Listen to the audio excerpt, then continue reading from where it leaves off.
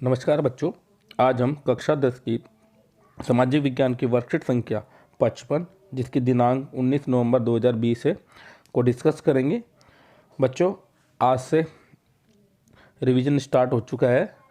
जो वर्कशीट है वो रिवीजन से संबंधित है। तो आज हम जो इकोनॉमिक्स की जो बुक है उसका चैप्टर मुद्रा एवं साख के जो ऑब्जेक्टिव क्वेश्चन है, fill in the blanks type है या वेरी शॉर्ट जो क्वेश्चन है उनको हम डिस्कस करेंगे।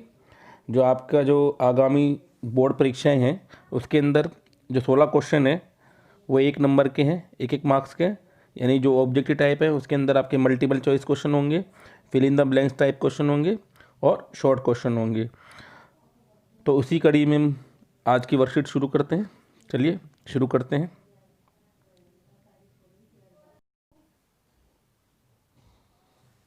आज की वर्कशीट का पहला प्रश्न है, मुद्रा के आधुनिक रूपों में कौन शामिल है? ऑप्शन 1 कागज के नोट, ऑप्शन 2 सोने के सिक्के, ऑप्शन 3 चांदी के सिक्के और ऑप्शन 4 तांबे के सिक्के।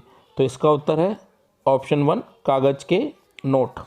बाकी जो हमारे ऑप्शन है जैसे सोने के सिक्के, चांदी के सिक्के या तांबे के सिक्के, ये तीनों ही जो मुद्रा का जो प्राचीन रूप है उसके अंदर शामिल है और प्राचीन समय में इन्हीं का इस्तेमाल हम लेन देन में करते थे।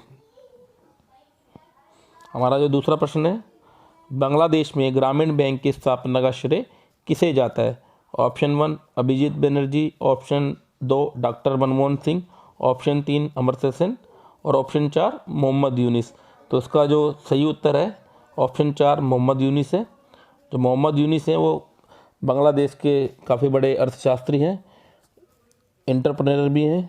इन्होंने ग्रामीण बैंक की स्थापना की जिसके लिए इन्हें नोबेल प्राइज़ भी मिला।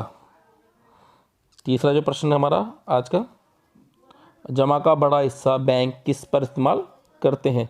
ऑप्शन 1 नई शाखाएं खोलने के लिए, ऑप्शन 2 कर का भुगतान करने के लिए, ऑप्शन 3 ऋण पर ब्याज का भुगतान करने के लिए और ऑप्शन 4 ऋण देने के लिए। तो इसका सही उत्तर है ऑप्शन 4 ऋण देने के लिए। बैंक की जो जमा राशि है उसका 85% बैंक लोन देने में इस्तेमाल करता है। बाकी बैंक के अंदर जमा रहती है राशि 15% जो राशि है। चौथा जो प्रश्न है, रेखांकित शब्दों को सही करके वाक्य को दोबारा लिखिए। तो जो हमारा जो वाक्य है वो इस प्रकार है, जमींदार द्वारा दिया गया ऋण साख के औपचारिक स्रोत का उदाहरण है।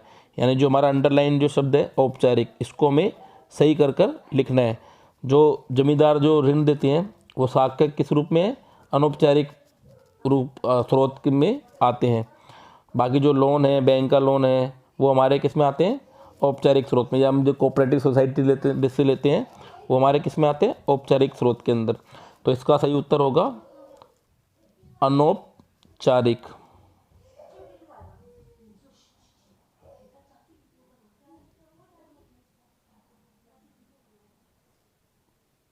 अनौपचारिक स्रोत। प्रश्न नंबर 5, रिक्त स्थान की पूर्ति कीजिए। डैश भारत में ऋण के औपचारिक क्षेत्र की गतिविधियों की निगरानी करता है। तो इसका उत्तर है आरबीआई यानी reserve bank of India. Reserve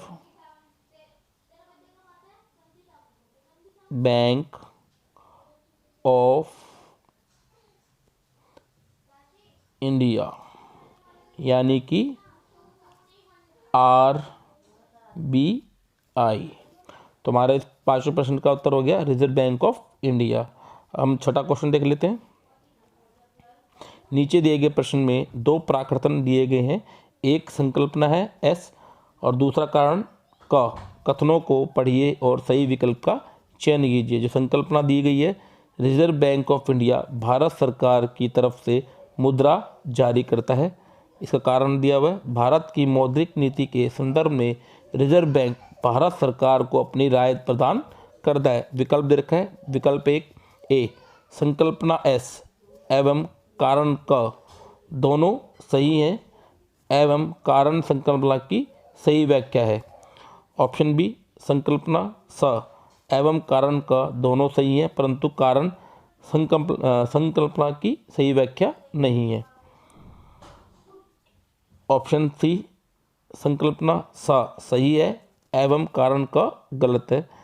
option D संकल्पना सा गलत है परंतु कारण का सही है। अगर हम संकल्पना की बात करें तो reserve bank of India Bharat सरकार की तरफ से मुद्रा जारी करता है, ये बिल्कुल सही है। जो कारण है भारत की मौद्रिक नीति के संदर्भ में रिजर्व बैंक भारत सरकार को अपनी राय प्रदान करता है, ये भी बिल्कुल सही है। परंतु जो संकल्पना दी गई है उसकी ये सही व्याख्या नहीं करता। तो हमारा इसका ऑप्शन क्या होगा, बी इसका हमारा उत्तर होगा। तो इसका उत्तर क्या होगा, बी, ऑप्शन बी। यानी संकल्पना सा एवं कारण दोनों सही हैं परंतु कारण संकल्पना की सही व्याख्या नहीं है। क्वेश्चन नंबर 7 देखते हैं। रिक्त स्थान की पूर्ति कीजिए। चेक मुद्रा के डैश रूप का उदाहरण है। चेक किसका उदाहरण है, आधुनिक मुद्रा। तो इसमें आएगा आधुनिक रूप। तो इसका जो आंसर हमारा आधुनिक, जो चेक मुद्रा के आधुनिक रूप का उदाहरण है। जैसे तांबे के सिक्के वगैरह ये किसके हैं, प्राचीन रूप के। जो हमारी करेंसी है वो भी आधुनिक रूप का उदाहरण है। हम क्वेश्चन नंबर 8 देखते हैं। नीचे चित्र में दिखाए गए चेक में कौन सी संख्या चेक संख्या है। इसके ऑप्शन दे रखे हैं आपको ए बी सी डी। तो इसमें से हमें देख के बताना है।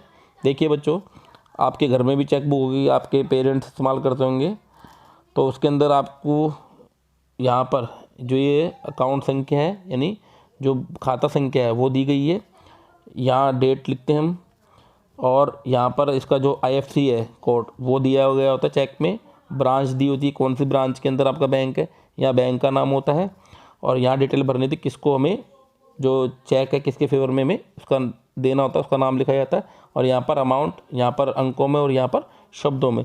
जो ये पहली जो लिखी हुई है जो संख्या, ये चेक संख्या होती है। इसके बाद ये हमारा क्या होता है, MICR कोड। जो हमारे बैंक का जो खाता है किस ब्रांच के अंदर है उसका ये MICR कोड होता है। ये हमारा IFSC कोड है। यानी जो हम लेन देन करते हैं तो उसके लिए हमें किन चीज़ों की ज़रूरत होती है, एक तो बैंक जो अकाउंट नंबर है उसकी, IFSC कोड या MICR नंबर की। प्रश्न 8 का आंसर है ऑप्शन डी 000335। प्रश्न नंबर 9। मान लीजिए कि आप प्राचीन समय में हैं जब वस्तुओं को खरीदते व बेचते वक्त पैसे का लेन देन नहीं किया जाता था। उस समय में किसी वस्तु को खरीदते समय आपको किन समस्याओं का सामना करना पड़ेगा। तो इसका उत्तर है हमें निम्न समस्याओं का सामना करना पड़ेगा। मांग की दोहरी आवश्यकता का होना। दूसरा है वस्तु का मूल्य तय करने में परेशानी होना। तीसरा है हमारा है कम मूल्य वाली वस्तु के लिए अधिक मूल्य चुकाना। चौथा हमारा बिंदु है वस्तु को खरीदने व बेचने में अधिक समय का लगना। प्रश्न नंबर 10। भारतीय यह जानना चाहती है क्यों भारत में रुपए में किए गए भुगतान को कोई अस्वीकार नहीं करता। उत्तर दीजिए। तो इसका उत्तर है भारत में रुपए में किए गए भुगतान को कोई अस्वीकार नहीं करता क्योंकि भारत में रुपए के मूल्य की गारंटी भारत सरकार देती है। भारत का हर निवासी कानूनी तौर पर बाध्य है कि वह रुपए में भुगतान स्वीकार करेगा।